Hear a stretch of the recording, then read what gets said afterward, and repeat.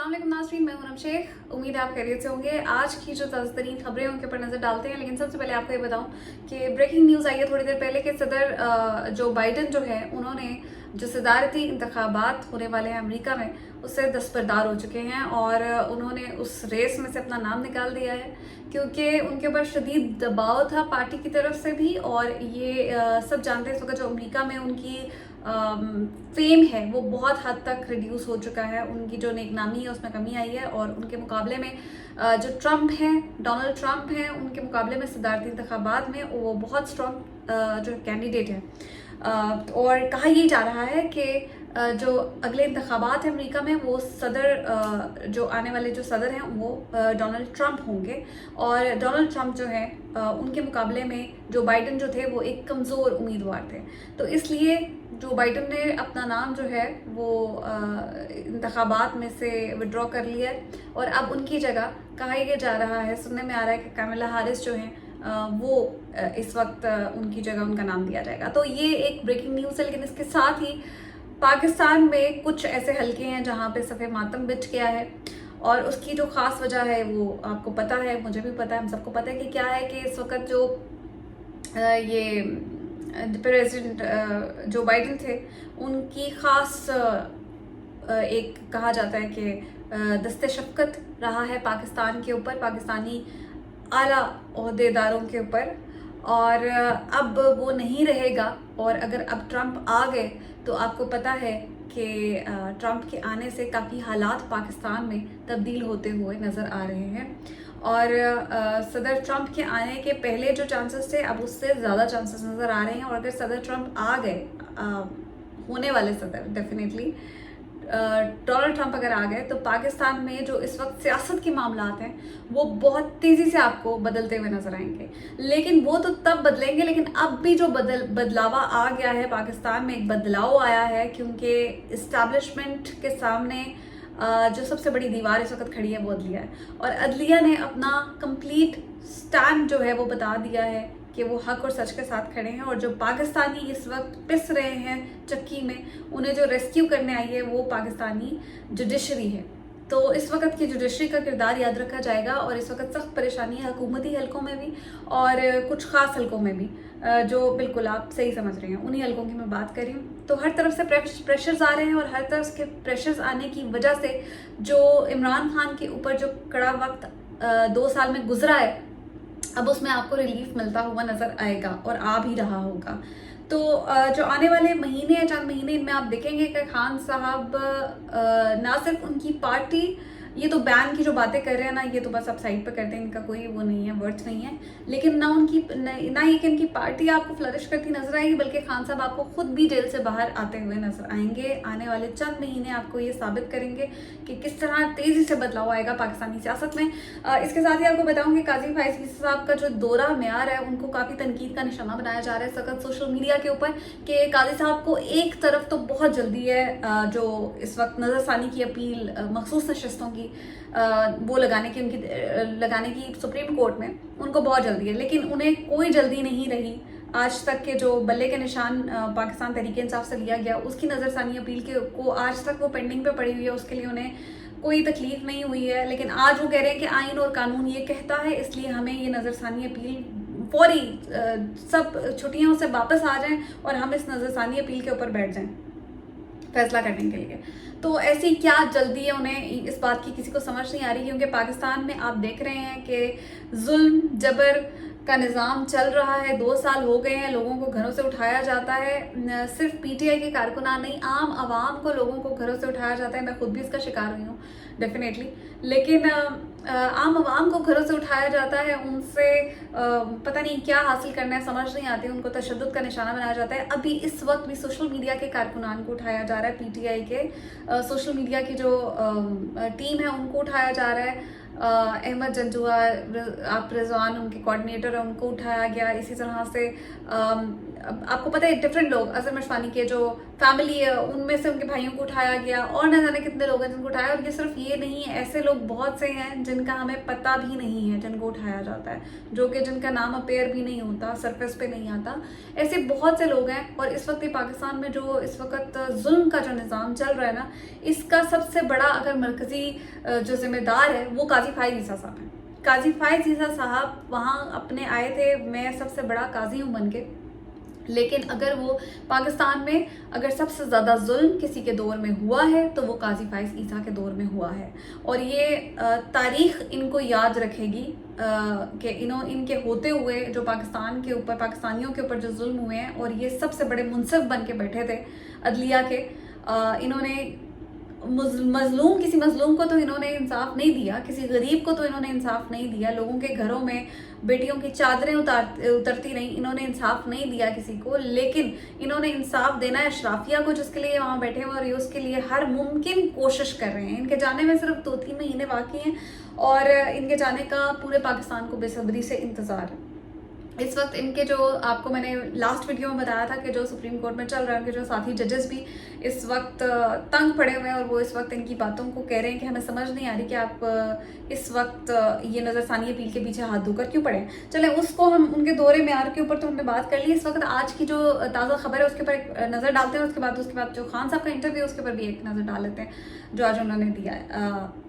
आज मैंने social media का जो सेल है वो फुल प्रमोशन में लगा हुआ है मरीम नवाज साहिबा की, कि उन्होंने एक एयर एम्बुलेंस जो है वो मुतारिफ करवा दी है। पाकिस्तान की पहली एयर एम्बुलेंस आ गई है जी पंजाब की, और वो एयर एम्बुलेंस जो है वो उसने अब बहुत बड़े काम करने हैं। मतलब उस एयर एम्बुलेंस ने पूरा का पूरा पंजाब का, पाकिस्तान का हेल्थ सेक्टर बदल के रख दिया, रिफॉर्म्स कर दिए हैं। तो मैं उन्हें ये कह रही थी कि चलें, अभी मैंने ट्विटर के ऊपर एक वीडियो भी अपलोड की थी कि ठीक है आपने बहुत अच्छा काम किया एयर एम्बुलेंस को मुतारिफ करा के, लेकिन वो एयर एम्बुलेंस जो है समझ नहीं आया कि जो मरीज़ है उसको उठा के लेके कहाँ जाएगी, क्योंकि अस्पताल तो ऑलरेडी कैपेसिटी से ज़्यादा के ऊपर चल रहे हैं, उनमें तो मरीज़ों की जगह नहीं है। आज की खबर है कि, बल्कि ये डेली की खबरें हैं कि आज एक खातून है, उसने अस्पताल के बाहर रिक्शे में जुड़वा बच्चों को उनकी डिलीवरी हुई है। तो वो ये हालात चल रहे हैं। तो एयर एम्बुलेंस क्या करेगी इसमें आके, मुझे समझ नहीं आया कि या तो आपका हेल्थ सेक्टर ऐसा काम कर रहा है कि आपके पास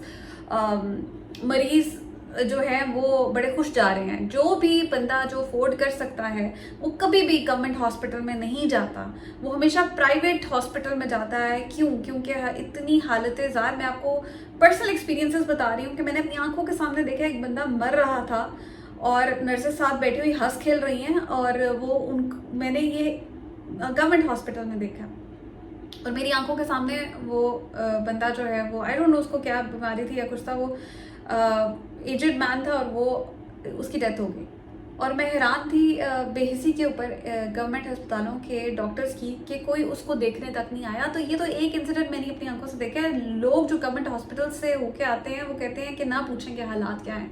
मतलब हम पता नहीं बेचारे किस कदर मुश्किल हालात हैं। आपको पता है रोटी नहीं है खाने के लिए, आटा दाल चीनी खरीदने के लिए नहीं है, पेट्रोल की कीमतें महंगी, बिजली के रोज़ जो है उनके चार्जेस बढ़ाते जा रहे हैं। और अभी अभी मैं एक वीडियो देख रही थी सोशल मीडिया के ऊपर कि एक बच्चा रो रहा था कि हमारा 25,000 उसकी तनख्वाह थी और 23,000 उनका बिल आ गया था। और वो कह रहा था, रोते हुए बता रहा था कि मैंने अपनी बाइक बेची है कि घर वालों को किस तरह पूरा करूं। तो आप इन हालात में लोग हॉस्पिटल्स कैसे अफोर्ड करते हैं, और उसमें फिर वो गवर्नमेंट अस्पतालों में जाते हैं और गवर्नमेंट अस्पतालों का जो हाल है वो आपके सामने है। और उसमें एक एयर एम्बुलेंस आके क्या तीर मारेगी, मुझे उसकी समझ नहीं आई। लेकिन खैर कोई बात नहीं, ये जो टाइम है, मैंने कहा कि आपका ये थोड़ा फेम तो आपको मिल जाएगा। हाँ ठीक है, शुभदेबाजियों के लिए बहुत अच्छा है कि आपने एयर एम्बुलेंस जो है वो मुतारिफ कराई है, लेकिन जो हेल्थ सेक्टर है वो कम्प्लीटली डिस्ट्रॉयड है। हॉस्पिटल्स जो हैं वो, उनकी हालतें ज़ार जो है वो देखने के लायक है कि लोग देखें कि ये पाकिस्तान के गवर्नमेंट हॉस्पिटल्स हैं। तो इस तमाम हालात में मरीम नवाज साहिबा जो है वो ये काम कर रही हैं। खैर आगे चलते हैं। इमरान खान साहब ने आज बहुत अहम उनका इंटरव्यू सब छपा है द संडेज में, उसमें संडे टाइम्स में। और इसके अलावा जो अताउल्लाह तारड़ है उसका भी उनके इंटरव्यू के ऊपर बयान आया है। पहले आपको इंटरव्यू के बारे में पढ़ के सुना देती हूँ कि उन्होंने इंटरव्यू में क्या बातें की हैं और उसके बाद हम बात करते हैं। तहलका खेस इंटरव्यू दिया है साबिक वज़ीर आज़म बानी पीटीआई इमरान खान का कहना है कि इन्हें जेल में डेथ सेल में कैद किया गया है। इमरान खान ने कहा कि मैं 7 बाय 8 फुट के डेथ सेल में कैद हूँ जो आमतौर पर दहशतगर्दों के लिए मखसूस है, ताकि ये यकीनी बनाया जा सके कि इनका किसी से कोई राब्ता नहीं है। इनका कहना था कि मुझे और मेरी पार्टी को तोड़ने के लिए हर हरबे इस्तेमाल किए जा रहे हैं, लेकिन अल्लाह ताला के फजल करम से ना पहले कुछ हुआ और ना अब होगा। इमरान खान ने कहा कि मुझे कैद तन्हाई में रखा हुआ है जहां चलने के लिए बामुश्किल कोई जगह है। मैं एजेंसियों की मुसलसल निगरानी में हूँ, मुझे 24/7 रिकॉर्ड किया जाता है और मुझे घर वालों से मुलाकात जैसे बुनियादी कैदी और इंसानी हकूक से भी महरूम रखा जाता है। मैं अपना ज़्यादातर वक्त मुस्तकबिल की मनसूबाबंदी करने में सर्फ करता हूँ। जेल में होने के बावजूद पूरा मुल्क मुझे एक उम्मीद के तौर पर देख रहा है। सबसे अहम बात, मेरी दुआएं मुझे साबित कदम रखती हैं। अल्लाह पर मेरा यकीन मुझे यकीन दिलाता है कि इंसाफ जुल्म पर गालिब आएगा। इमरान खान ने मजीद कहा कि माशाअल्लाह के माहौल में इंतखाबी नताइज और वोटर टर्नआउट किसी खामोश इनकलाब से कम नहीं था। अवाम ने मुझे इसलिए वोट दिया क्योंकि वो मौजूदा निज़ाम और जिस तरह इस मुल्क को चलाया जा रहा है उससे तंग आ चुके हैं। संडे टाइम्स के मुताबिक ये इंटरव्यू इमरान खान के वकला के जरिए लिया गया क्योंकि उन्हें पेंसिल और कागज़ की इजाज़त नहीं है, जबकि रवां माह अक़वाम मुत्तहिदा के इंसानी हकूक़ के एक वर्किंग ग्रुप ने उनकी कैद को मनमानी और बैनुल अक़वामी कानून की खिलाफ वर्जी करार देते हुए उनको फौरी रिहा करने का मुतालबा किया था। पाकिस्तान में अदालत ने हालिया फैसलों ने इमरान खान के हक में फैसला दिया है, ये तो आपको पता है। और इसके साथ आपको ये बता दूं कि खान साहब ने ये जो बताई हैं चीज़ें, ये हम सबको पहले भी पता है कि उन्हें कितने बुरे हालात में रखा गया, लेकिन इसके ऊपर बेशरम जो हुकूमत है उसकी आप बयानबाजी सुने कि पीटीआई का जो बानी पीटीआई का डेथ सेल मिडिल क्लास घर से बेहतर है। ये अताउल्लाह तारड़ साहब ने बड़ी बेशर्मी से ये बयान दिया है। वो क्या कहते हैं आगे सुनिए कि अताउल्लाह तारड़ ने इमरान खान के इस दावे को मुस्तरद किया। आज प्रेस कॉन्फ्रेंस के दौरान उन्होंने कहा कि आलमी जरीदे में एक आर्टिकल आया है कि इमरान खान को दहशतगर्दों के डेथ सेल में रखा गया, हालांकि उनके अपने दौर में शहबाज शरीफ को बख्तरबंद गाड़ी में लाए थे। मरियम नवाज को एक छोटे सेल में रखा गया था जहां जाए नमाज बिछाने की भी मुनासिब जगह मौजूद नहीं थी। वफाकी वजीर ने कहा कि जो शख्स कैद में दूसरों को घर से खाना नहीं देने देता, बख्तरबंद गाड़ियों में उन्हें लाकर डेथ सेल में रखता, वो आज वकीलों के जरिए झूठे इंटरव्यूज दे रहा है। बानी पीटीआई की सियासी रहनुमाओं, वकीलों और फैमिली से हफ्ता में 3 दिन मुलाकातें होती हैं। इन्हें साइकिल और वॉक की सहूलत मैसर है, जबकि किचन का इंतजाम भी मौजूद है। अच्छा, फिर उनका कहना था कि हमने सियासी इंतकाम नहीं लिया, ना लेंगे, और ये बैरूने मुल्क दुनिया को बेवकूफ़ बना रहा है कि इन्हें डेथ सेल में रखा गया है। आप मगरबी मुल्कों को बता रहे हैं कि आपको किन मुश्किलात का सामना है और डेथ सेल में रखा गया है, लेकिन अडयाला जेल का ये डेथ सेल एक प्रेसिडेंशियल स्वीट है जो मिडिल क्लास घर से बेहतर है। वफाकी वज़ीर इत्तलात ने कहा कि बानी पीटीआई को जेल में पुरतईश सहूलियात मैसर है। हुकूमत ने कभी जेल में इन्हें तकलीफ देने की बात नहीं की, जबकि ये अपने दौर में मेडिसिन तक जेल में नहीं जाने देते थे और ऐलान करते थे कि इनको सहूलियात नहीं दूंगा। अच्छा, इसका अंदाज़ा आप इस बात से लगाएं कि इमरान खान के दौर में जो नवाज शरीफ और मरियम नवाज के जो सेल्स थे उनकी भी पिक्चर्स आई थी बाहर कि वो किस कदर एक लग्जूरियस कमरों में वो बैठे हुए थे। मरियम नवाज का जो कमरा था वो देखने के काबिल था कि वो कितना ऐसा लग रहा था कि वो वाकई किसी प्रेसिडेंशियल स्वीट में रह रही है। और नवाज शरीफ की आपको याद है कि जब उनकी तबीयत ख़राब हुई, प्लेटलेट्स गिरने के उन्होंने ड्रामे किए थे, तो यही इमरान खान थे और यही शीरी मज़ारी थी, यही काबीना थी जिनकी आंखों में आंसू आ गए थे कि ओ माय गॉड पता नहीं क्या होने वाला है। तो इमरान खान को उन्होंने बाहर भेज दिया था। नवाज शरीफ को उन्होंने बाहर भेज दिया था। नवाज शरीफ को उन्होंने सहूलियात दी थी। नवाज शरीफ के प्लेटलेट्स गिरने के ऊपर सारी काबीना परेशान हो गई थी और ये उनको हर तरह की मेडिकल फैसिलिटीज़ अवेलेबल थी, उनके अपने डॉक्टर्स जाते थे। तो आज वो इमरान खान के साथ जो सलूक कर रहे हैं और उसके ऊपर बेशर्मी से जो बयान दे रहे हैं, इन्हें लगता है कि अगर टाइम नहीं बदलेगा तो वक्त किसी का सका नहीं होता, ये बदलेगा और ये बहुत जल्द बदलने वाला है। आपने जो करना था आपने कर लिया और आपने हर तरह का हरबा इस्तेमाल करके देख लिया। ये वक्त जो है ये किसी का सका नहीं है। तो कल आपके ऊपर ये वक्त आएगा और उस वक्त आपकी फिर चीखें निकलेंगी, उस वक्त आप रोएंगे। कहा जाता था कि इमरान खान जो है वो बहुत फैशिस्ट है और इमरान खान जो है उसने बड़े जुल्म किए थे, लेकिन जो जुल्म इस दौर में लोगों के ऊपर हुए हैं, आम लोगों के ऊपर हुए हैं, देखने को मिले हैं, वो किसी दौर में नहीं देखे। वो इमरान खान तो क्या, वो और किसी दौर में नजर नहीं आया, लेकिन स्पेशली नवाज शरीफ का जो दौर होता है, इस दौर में लोगों के ऊपर एक अलग लेवल का जुल्म होता है। तो ये जो है ना, अभी तो नवाज शरीफ को समझ नहीं आ रहा कि ये सारा जो गंद का टोकरा है ना, ये इनके सर के ऊपर जो गिरने वाला है, पहले भी गिरा था और इस दफ़ा फिर गिरेगा। और अगर थोड़ी भी इनमें अकल होती तो ये मामलात को डिफरेंट तरह से हैंडल करते, लेकिन इन्होंने इस दफ़ा फिर बेवकूफ़ी का मुजाहरा किया। खैर, इनके अपने फैसले हैं और इसके बाद इनके साथ इन फैसलों का जो अंजाम है वो भी ये खुद ही भुगतेंगे। मरीम नवाज साहिबा बहुत गुस्से में है, क्योंकि डेफिनेटली उनकी हुकूमत जो है वो जाती नज़र आ रही है, उन्हें भी दिखाई दे रहा है और हमें भी दिखाई दे रहा है कि उनकी हुकूमत जो है वो चंद दिन की मेहमान रह गई है, ना सिर्फ वफाकी हुकूमत बल्कि मरीम नवाज की अपनी हुकूमत, क्योंकि उनकी जो सीट्स हैं वो कॉन्ट्रोवर्शियल हैं, जिनके ऊपर वो जीत कर बैठी हुई हैं। और जो फॉर्म 45 है वो उनके पास है नहीं, तो ये जो फॉर्म 47 की हुकूमत है, इसके ऊपर ट्रिब्यूनल्स के जैसे ही फैसले आएंगे, दूध का दूध पानी का पानी हो जाएगा।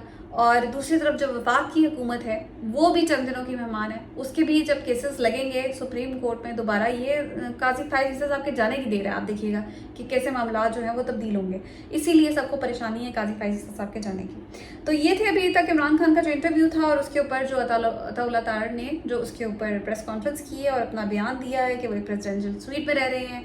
पता नहीं कौन सा प्रेसिडेंशियल स्वीट है, वो अख्तर खान साहब की जो तस्वीर आई थी सबके सामने है कि उसमें कौन से प्रेसिडेंशियल स्वीट वाले मामला थे। खैर, पीपल्स पार्टी को जी लालच देने की कोशिश की जा रही है, क्योंकि पता है आपको कि पीपल्स पार्टी इस बात पे कन्विंस नहीं हो रही थी कि पीटीआई पर बैन लगाया जाए, आर्टिकल 6 में वो उनके साथ खड़े हों। तो पीपल्स पार्टी जो है, उन्हें खबरें आ रही हैं कि जो लालच दी गई है वो ये दी गई है कि हम अगली हुकूमत जो है उसमें आपकी विफाक में आपकी हुकूमत कायम करेंगे, तो आप हर फैसले में जी हजूरी करते रहें। पीपल्स पार्टी क्या करती है, इसके ऊपर क्या रद्द-ए-अमल दे रही है, या क्या कहा सुनने में आ रहा है कि शायद उन्होंने मंजूरी दे दी है, लेकिन आई डोंट थिंक सो कि पीपल्स पार्टी इतनी बड़ी बेवकूफ़ी करेगी। तो लेट्स सी, क्योंकि आपको पता है कि विफाकी हुकूमत जो है वो बनाना कोई मजाक नहीं है। इस दफ़ा भी लास्ट जो इलेक्शंस हुए थे उनमें भी हमने देखा है कि कितना मुश्किल हुआ है इस्टेब्लिशमेंट के लिए इलेक्शंस मैनेज करना। मुश्किल तरीन हालात के बावजूद पीटीआई जीतती रही है। पिछली दफ़ा भी पंजाब में भी हुकूमत बनाई, केपीके में भी हुकूमत बनाई, इस दफ़ा फिर इन्होंने सर तोड़ कोशिशें करने के बावजूद केपीके में भी उनकी हुकूमत बन के और पंजाब में मुश्किल से हुकूमत छीनी और विफाक में भी मुश्किल से हुकूमत छीनी है। तो ये हर दफ़ा इलेक्शन मैनेज करना जो है वो कोई खाला जी का घर तो नहीं है। तो ये पीपल्स पार्टी भी इसके ऊपर सोचेगी कि क्या इतना बड़ा रिस्क हम ले सकते हैं या नहीं ले सकते, और डेफिनेटली नहीं ले सकते। जो उनकी एक आध हुकूमत है वो भी छिन जाएगी। तो यही बेहतर है उनके लिए भी कि वो इस बात के ऊपर गौर करें, और definitely I don't think so कि ये कोई क्योंकि उनमें काफ़ी सेम माइंड्स भी हैं जो बहुत ज़्यादा केयरफुली प्ले करते हैं। तो पीपल्स पार्टी जो है वो, जहाँ तक मुझे समझ आती है कि ऐसी कोई बेवकूफ़ाना हरकत नहीं करेगी। अच्छा जी, इसके बाद मैं आपको बताऊँ, नजम सेठी साहब का एक बयान वायरल हो रहा है। उन्होंने जो कहा है कि and that's very embarrassing for Maryam Nawaz, जो उन्होंने मरीम नवाज के लिए बात की है कि मरीम नवाज अपने चाचा जो शहबाज शरीफ हैं उनसे ज़्यादा इस्टेब्लिशमेंट की आंख का तारा बनने का शौक़ रखती हैं। ये उनके जो मीनिंग है, उसका जो क्रक्स है उनके बयान का, ये है। वो अभी भी अवेलेबल है सोशल मीडिया के ऊपर, ट्विटर के ऊपर या यूट्यूब के ऊपर, आप वो सुन सकते हैं कि नजम सेठी साहब का ये जो बयान है ये इंतहाई एम्बैरेसिंग स्टेटमेंट है, क्योंकि ये वो मरीम नवाज है जो कहती थी कि वो रास्ता मुझे आता है, वो रास्ता मुझे उसमें जूते पॉलिश करने पड़ते हैं, उसमें बूट चाटने पड़ते हैं, और वो रास्ते हमें जो दिखा रही थी आई तो वो भी उसी रास्ते से, हमें पता है।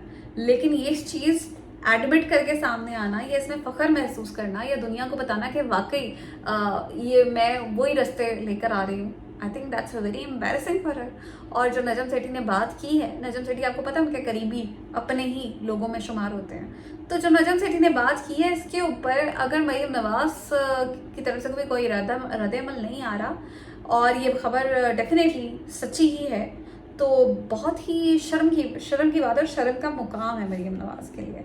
अच्छा जी, तो इसके साथ ही आपको बता दूं कि शफकत महमूद साहब ने किनारा कशी इख्तियार कर ली है सियासत से, और इसको, और आपको पता है पिछले दिनों में आसिफ किरमानी जो है नून लीग के जो रहनुमा थे, उनका बयान आया, उन्होंने कड़ी तनकीद की है नवाज शरीफ के ऊपर, PMLN के ऊपर, और उन्होंने बताया कि आंखें खोलें, जो मामलात आपको दिखाई दे रहे हैं वैसे नहीं है। तो उन्होंने भी PMLN से किनारा कशी इख्तियार की और शफकत महमूद ने अब पीटीआई से भी और सियासत से भी किनारा कशी इख्तियार कर लिया और उन्होंने बताया है कि मैं समझता हूँ कि जो यंग जनरेशन है उसे सामने आना चाहिए और मैं इस वक्त रिटायरमेंट लेना चाहता हूँ सियासत से, और इस तरह के उन्होंने बयान दिया है। लेकिन डेफिनेटली आपको भी पता है, मुझे पता है कि जो असल वजह है वो ये है कि उन्होंने स्टैंड नहीं लिया था इमरान खान के ऊपर जिस वक्त ये सारे मामला हुए, तो वो साइड पे होकर बैठ गए थे। और डेफिनेटली हर कोई इतना नहीं होता कि वो मतलब उस हर बंदे का एक अलग कैलिबर होता है, अलग वे ऑफ पॉलिटिक्स होता है। तो जो उनकी खामोशी थी, अब उसके बदले में उन्होंने यही बेहतर समझा कि वो किनारा कशी इख्तियार कर लें सियासत से, और I think that's a good decision for him. और दूसरी तरफ आपको बता दूं कि तहरीक तहफ़्फ़ुज़ आईन पाकिस्तान जो है वो जुम्मे से मुल्क भर में एहतजाज का उन्होंने ऐलान कर दिया है, और वो जुम्मे से जो है वो एहतजाज अपने शुरू करेंगे। और मैं आज ही बयान सुन रही थी कि पीटीआई के रहनुमा थे, उन्होंने कहा कि हमने एहतजाज करने हैं और चाहे हमें इजाज़त मिले या ना मिले हमने एहतजाज करने हैं। That's going to be very tough for PTI, but it's a good step. देखिए, रेजिस्टेंस होगी तो फिर फ्रीडम आपके लिए आपको मिलेगा। अगर रेजिस्टेंस नहीं करेंगे और बस बैठे रहेंगे तो फिर आपको पता है कि अभी तक जो पीटीआई के साथ जितने सख्त इस वक्त बहुत सख्त केस चल रहा है, और वो डेफिनेटली खान साहब के मुकदमात में घिरे हुए हैं, लेकिन अपने लोगों के लिए भी नहीं बोलते हैं। जो सोशल मीडिया के उनके लोग उठाए जाते हैं, आज मैं देख रही थी कि उनके और रहनुमाओं को भी उठाना शुरू कर दिया, अगवा होने शुरू हो जाते हैं। तो वो उसके ऊपर जो है पूरी पीटीआई चुप करके बैठी होती है। अब उन्होंने फैसला किया कि ये मामला लेके जाएंगे सुप्रीम कोर्ट में, और ये मामला उठाएंगे सुप्रीम कोर्ट के सामने और उन्हें बताएंगे कि उनके साथ ये जो गुमशुदगियाँ हैं इसके ऊपर किसी तरह इसके ऊपर फुल स्टॉप लगाया जाए। तो ये बड़ी देर से जो है वो जाग रहे हैं पीटीआई के रहनुमा, और ये इस वक्त की जी सूरत हाल है। और साथ ही बहुत सी और इम्पॉर्टेंट न्यूज़ है, लेकिन उसे डिस्कस करते हैं नेक्स्ट वीडियो में। अब तक के लिए इतना ही। अपना ख्याल रखिएगा और अपने कमेंट्स बॉक्स में मुझे अपनी राय का इजहार ज़रूर कीजिएगा कि आप क्या समझते हैं कि जो आने वाला वक्त है पीएमएलएन के लिए, इस गवर्नमेंट के लिए, वो क्या खुशखबरियाँ लेकर आएगा। अपना ख्याल रखिएगा। खुदा हाफ़िज़।